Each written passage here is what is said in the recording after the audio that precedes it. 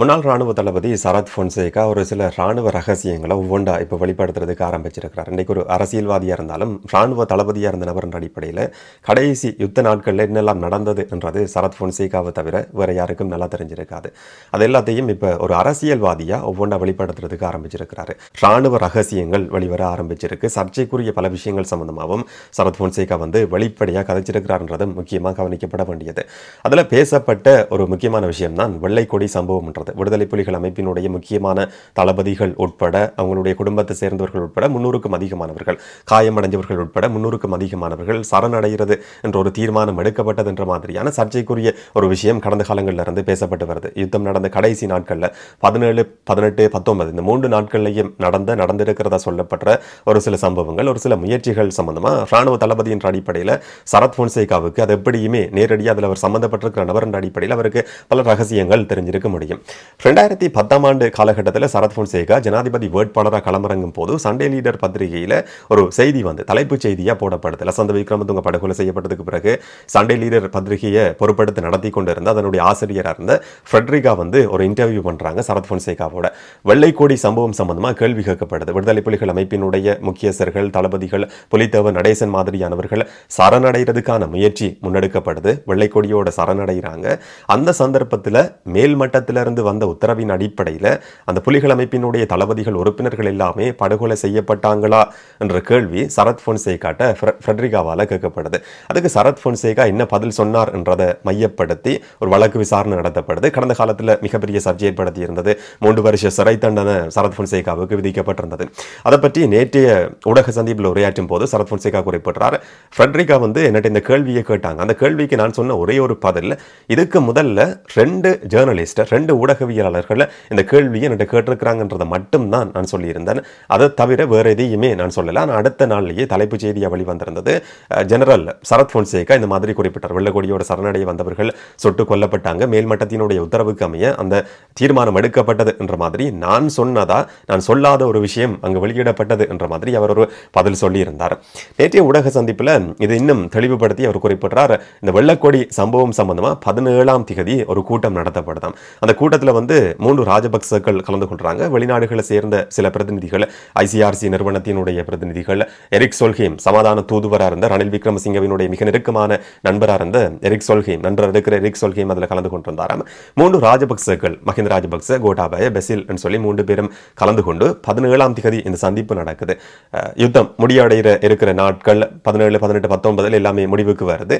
17ஆம் தேதி இந்த 3 பேரும் கூடியிருந்து ஒரு சந்திப்பு நடத்துறாங்க. அந்த சந்திப்பில் விடுதலை புலிகள் அமைப்பினுடைய முக்கியஸ்தர்கள், தளபதிகள், உயர் மட்டத்தை சேர்ந்தவர்கள் எல்லாம் எப்படி சரணடைய முடியும், பாதுகாப்பு அவர்களை இல்லாமல் எப்படி வெளியில கொண்டு வர்றது என்றதை பற்றி பேசப்பட்டிருக்கு. அவங்க வெளியில வந்திருப்பாங்களா இருந்தா இன்றைக்கு பிள்ளையான கருணா மாதிரி அமைச்சு பொறுப்புகள் கொடுக்கப்பட்டிருக்கும், அரசியல் இருக்கிற நபர்கள் மாதிரி இருந்திருப்பாங்க. ஆனா என்னுடைய தீர்மானம் என்றது போர் என்ற அடிப்படையில் அவங்களை முற்றுமுழுத அழிக்கிற என்ற நிலைப்பாட்டில் நான் உறுதியா இருந்தேன். ஆனா கடைசி நாட்கள்ல கூட இவங்களை காப்பாற்றுறதுக்கான முயற்சிகள் ராஜபக்சர்களால் முன்னெடுக்கப்பட்டிருந்தது. அந்த சந்திப்பில் தான் வெள்ளக்கொடி என்ற விஷயம் பேசப்பட்டிருக்கு. வெள்ளக்கொடியோட சரணடைகிறதுக்கு ஒரு சிலர் வருவாங்கன்ற மாதிரி ராஜபக்சர்களுக்கு இடையில் நடந்திருக்கிற சந்திப்பில் பேசப்பட்டதுன்றதை சரத் பொன்சேகா குறிப்பிடுறாரு.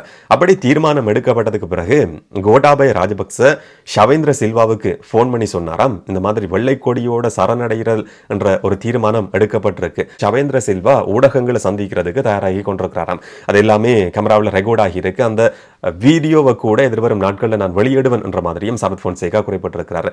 ஊடக சந்திப்பை எதிர்கொள்றதுக்கு ஷவேந்திர சில்வா இருக்கிறார். கோட்டாபய ராஜபக்ச இருந்து போன் வருது. போன் ஆன்சர் பண்ணதுக்கு பிறகு போனை கட் பண்ணாம ஷவேந்திர சில்வா அந்த போனை மேசையில் வச்சதுக்கு பிறகு எதிரில் இருந்து தன்னுடைய அதிகாரிகளுக்கு ஷவேந்திர சில்வா சொன்னாராம், வெள்ளக்கொடியோட சரணடைதல் என்ற ஒரு தீர்மானம் எடுக்கப்பட்டிருக்கு, வெள்ளக்கொடியோட வந்தாலும் வராட்டியும் நாங்கள் எல்லாரையும் சுட்டு கொலை செய்வோம் சொல்லி ஷவேந்திர சில்வா குறிப்பிட்டார். அது கேமராக்களில் ரெக்கார்ட் ஆகி இருக்கு.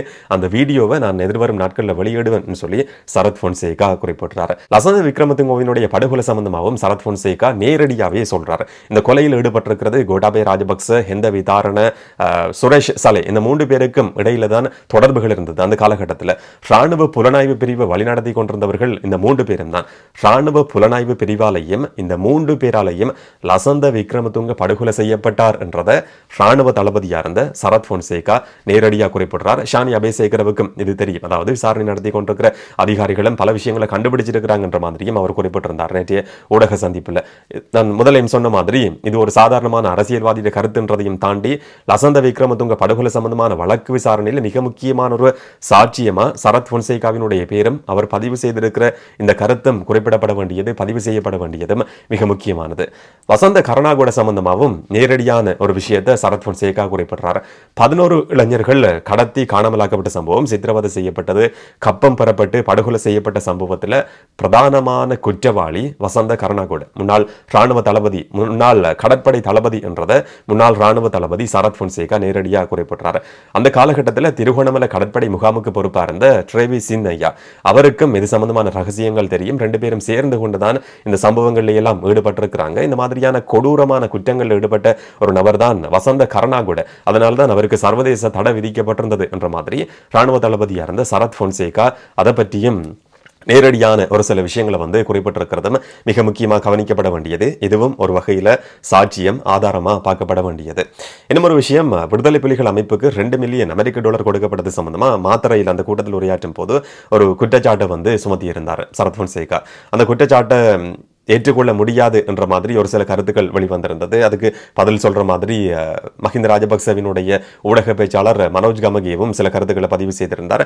அதை தெளிவுபடுத்துற மாதிரி இன்னும் ஒரு சில விஷயங்களை அவர் குறிப்பிட்டார். இது எப்படி நடந்தது, எப்படி எனக்கு தெரிய வந்தது என்ற விஷயத்தை சொல்றார்.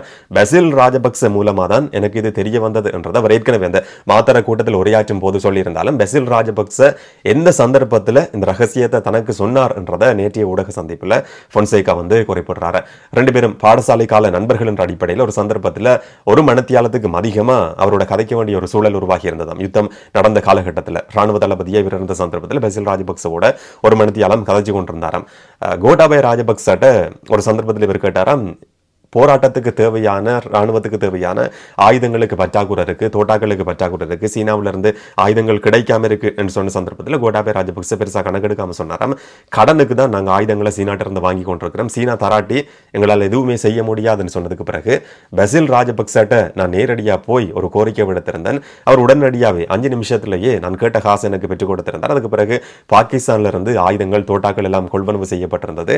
அந்த சந்தர்ப்பத்தில் தான் பசில் ராஜபக்சவோட நான் கிட்டத்தட்ட ஒரு மணித்தியாலம் பேசிக் கொண்டிருந்தேன். அப்பதான் 2005ஆம் ஆண்டுல இந்த மாதிரியான ஒரு சம்பவம் நடந்தது. நான் உங்களுக்கு சொல்றேன், ஒரு சுவாரஸ்யமான சம்பவம் என்ற மாதிரி பசில் ராஜபக்ச தனக்கு அந்த ரகசியத்தை சொன்னாராம். அதாவது $2 மில்லியன் அமெரிக்க டாலரை நாங்கள் விடுதலை புலிகள் அமைப்புக்கு கொடுத்திருந்தோம்.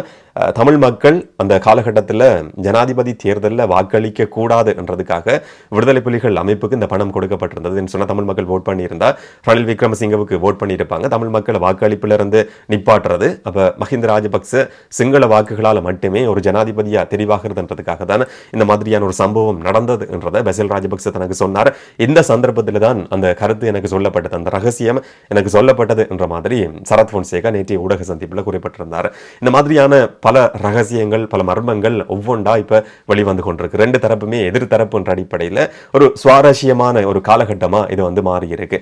எதிர்வரும் நாட்களில் ராஜபக்ச தரப்பும் சரத் பொன்சேகா சம்பந்தமான ஒரு சில ரகசியங்களை வெளிப்படுத்த முடியும். அதுக்கு பிறகு இன்னும் ஒரு சில ரகசியங்களையும் சரத் பொன்சேகா வெளிப்படுத்துறதுக்கும் அதிகமான சாத்தியக்கூறுகள் இருக்கு. ஷவேந்திர சில்வா சம்பந்தமான அந்த வீடியோ ஆதாரம் எதிர்வரும் நாட்களில் வெளியிடப்படும் என்ற வாக்குறுதியை சரத் பொன்சேகா கொடுத்திருக்கிறார். என்ன நடக்கும் என்றதை நாங்கள் பொறுத்திருந்து பார்க்கலாம். இது மிக முக்கியமான ஒரு காலகட்டம், பல ரகசியங்கள் வெளிவந்து கொண்டிருக்கிற ஒரு காலகட்டம். இதை பற்றி நீங்க என்ன நினைக்கிறீங்கன்றதை கமெண்ட்ல சொல்லுங்க. இன்னும் ஒரு வீடியோவில் இன்னும் ஒரு தகவலோட சந்திக்கலாம். வணக்கம்.